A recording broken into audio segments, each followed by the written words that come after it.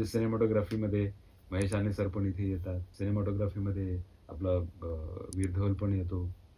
सिनेमॅटोग्राफीमध्ये मिलिंद जोग पण येतात. आम्ही ही सगळी एक फळी तयार केली आणि ज्या वेळेला जे अवेलेबल आहे, ज्या लेव्हलला त्यांचा आपल्याला चांगला उपयोग करून घेता येईल, त्या लेव्हलला येतात. जसं आता आर्ट डायरेक्शनसाठी तुम्ही स्वतः इथे येता. सुकांत पाणीगृही पण इथे येऊन गेलेले आहेत किंवा संपदा गिजी आहेत त्या पण इथे येतात. मग तो आमचा एक प्रोडक्शन डिझाईनचा कोर्स पण उत्तम रीतीने इथे चालू आहे.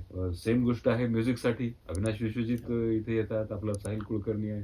तो इथे येतो. साऊंडमध्ये चांगली चांगली मंडळी येतात आणि त्याला सुदैवाने असं झालेलं आहे की ह्या NEPच्या माध्यमातून तुम्ही प्रोफेसर ऑफ प्रॅक्टिस असे तुम्ही घेऊ शकता. ॲक्टिंगसाठी आपल्याकडे यतीन कारेकर आहेत, मुक्ता बर्वे आहे.